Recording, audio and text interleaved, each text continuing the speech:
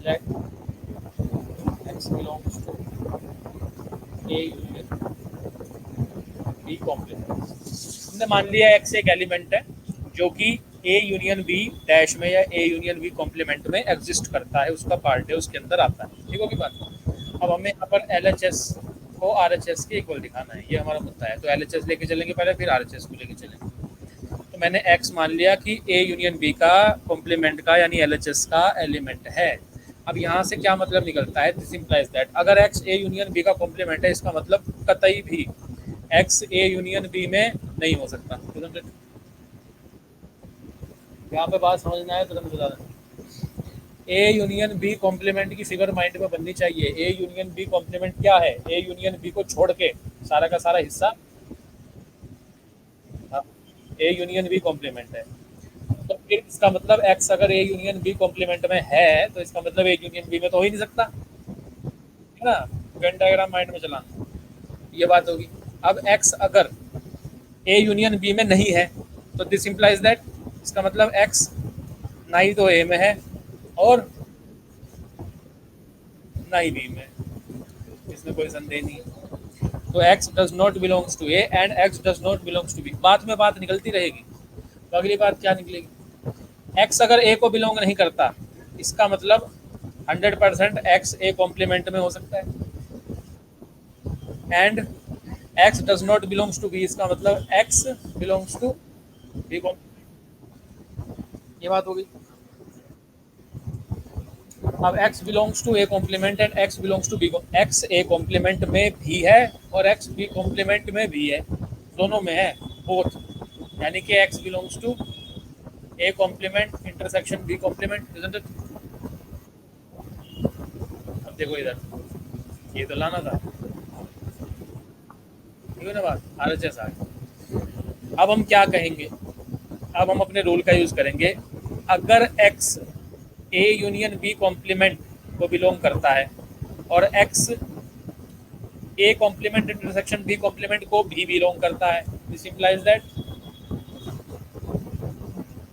A union B complement is subset, is the subset of this. अभी बताया ना ऊपर की रूल 1 में तो ये बात करी कि अगर किसी सेट ए को सेट बी का सबसेट दिखाना है तो क्या दिखाओ, एक एक्स एलिमेंट उठा लो और एक्स को सेट ए का एलिमेंट लेके चलो और फिर सेट बी का भी एलिमेंट दिखाओ, तो सबसेट हो जाएगी।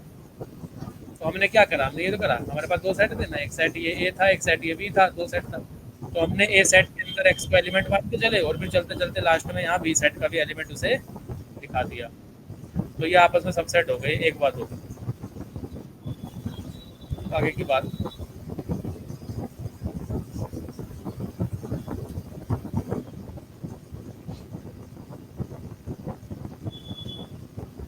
अभी सबसेट दिखे हैं, अभी आपस में इक्वल नहीं हुए। अब आर एच एस लेकर के चले, इक्वल करने के लिए तो इसको इसका सबसेट दिखाया, अब इसको भी तो इसका सबसेट दिखाना पड़ेगा ना, तब होंगे ना इक्वल।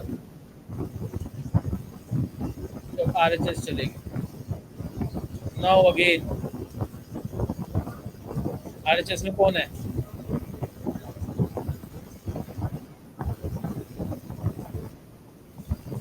ये था ना आर एच एस में A complement intersection B complement. तो हमने माप की बार वाई ले लिया,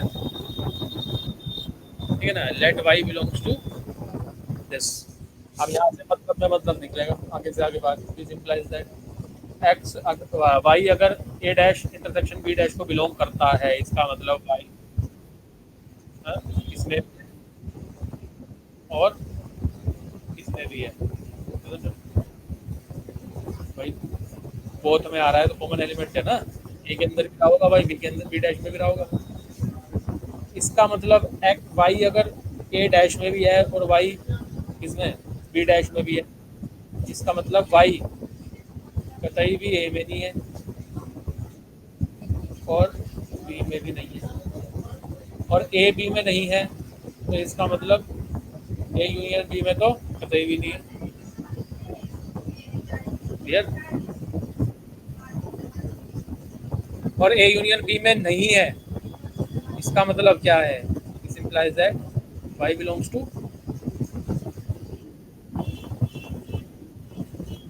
ए यूनियन बी कॉम्प्लीमेंट में है, सीधी सीधी बात है कि नहीं, बात में बात है। अब यहाँ पे ये बात वाई इसको बिलोंग करता है और वाई इसको बिलोंग करता है, यहाँ पर दिखा दिया, तो क्या होगी बात, implies that A dash intersection B dash, है ना, दूसरी बात है। अब पहली दूसरी को ध्यान से देखो, पहली देखो और फिर ये दूसरी देखो, ठीक है ना, दोनों एक दूसरे के सबसेट हो गए कि नहीं हो गए। बात लिखेंगे now from first and second, ठीक है, दोनों को अभी पर रूल हमने बता ही दिया कि जब दोनों ही एक दूसरे के सबसेट हो जाए तो आपस में इक्वल हो जाते हैं। तो फर्स्ट और सेकंड से हमने कहा कि A union B whole dash is what is equal to A dash, ये डी मॉर्गन लॉ का फर्स्ट पार्ट प्रूव हो गया भाई, समझ में आ गई बात थोड़ी थोड़ी। सेकंड पार्ट लेंगे, सेकंड पार्ट इधर साइड में चला लेते हैं, तो वही इसको लेके चलेंगे पहले, तो लेट एक्स, हाँ ऐसे ही होगा, x belongs to A intersection B dash, LHS ले ली ना आपने, इसमें निकालो मतलब, हाँ x does not belongs to,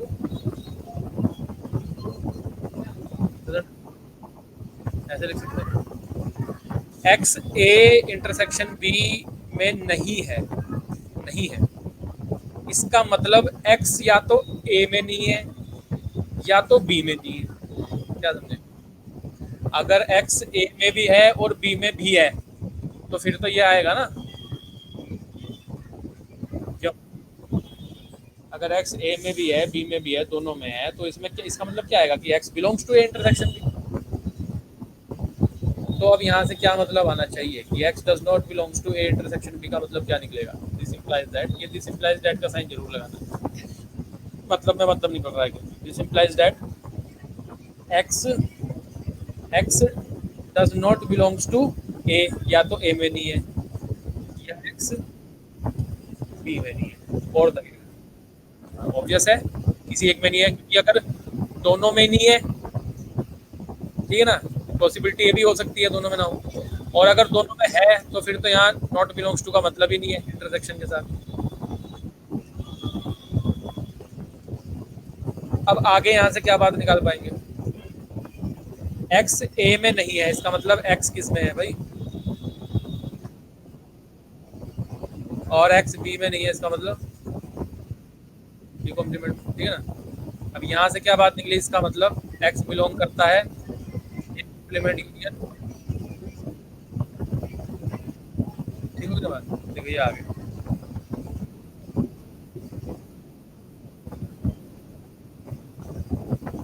किधर, हाँ बात करते हैं, अभी उस पर बात करते हैं, अभी फिलहाल ये आ गया, तो यहाँ पर हम देखें ये चीज़ हो गई और ये चीज़ हो गई हमारे पास, इन दोनों से क्या रिजल्ट ले लेंगे, इधर सबसेट ऑफ दिस, ठीक है। अब आरएचएस लेके चलो, अब again y belongs to what B complement, अब इसको खींचना है, क्या आएगा भाई, this implies that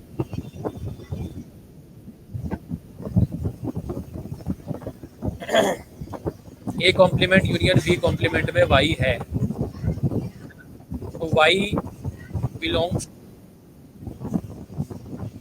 A union B में, नहीं नहीं वो तो होल के साथ होती है ना बात,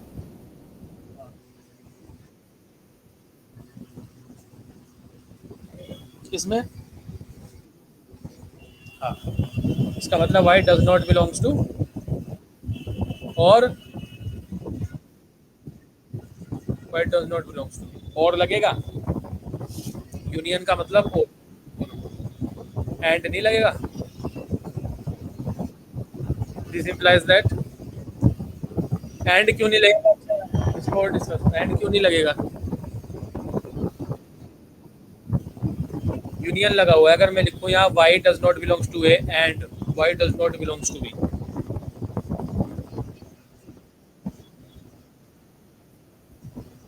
ये वेन डायग्राम के थ्रू जो बनाओगे बात गलत निकलेगी, इसमें पॉसिबिलिटी नहीं आएगी, इसलिए यहाँ पर और का यूज़ कर रहे हैं। अब यहाँ से क्या निकालेंगे,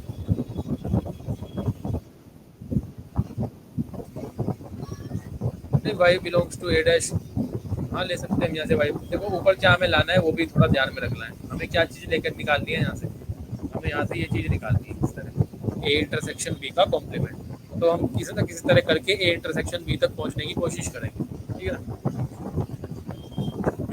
तो y does not belongs to A, y A को बिलोंग नहीं करता, इसका मतलब क्या निकालें यहाँ से भाई, y does not belongs to A intersection B, ऐसे कह सकते हैं।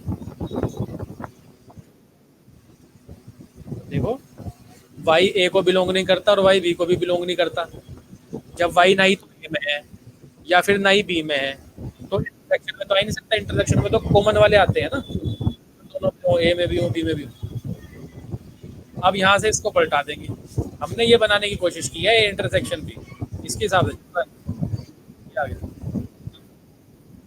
y बिलोंग्स टू, अब ए इंटरसेक्शन बी में तो y नहीं है, इसका मतलब ए इंटरसेक्शन बी में कॉम्प्लीमेंट में है, आ गया एकदम निकल गया। अब ये बात और ये बात से क्या निकल के आ गया, is a subset of A intersection B whole dash, दोनों से फ्रॉम फर्स्ट एंड सेकंड में दोनों एक दूसरे के सबसेट आ चुके हैं, तो हम बोल देंगे कि A intersection B complement is equal to A dash union B dash, ये हमारा सेकंड भी प्रूफ। तो पेपर में कई बार इसका एक पार्ट भी पूछ लेता है, कई बार दोनों पार्ट भी पूछ लेता है। टी मॉर्गन्स लॉ ये पूरा का पूरा ही इस तरह से काम करता है, टी मॉर्गन्स। हाँ उस पर याद है। अब देखो यहाँ पर जो फर्स्ट वाला इसका केस है ये पूरा एंड पे काम करता है, देखो नोटिस करो सारे में एंड है, नीचे भी एंड है।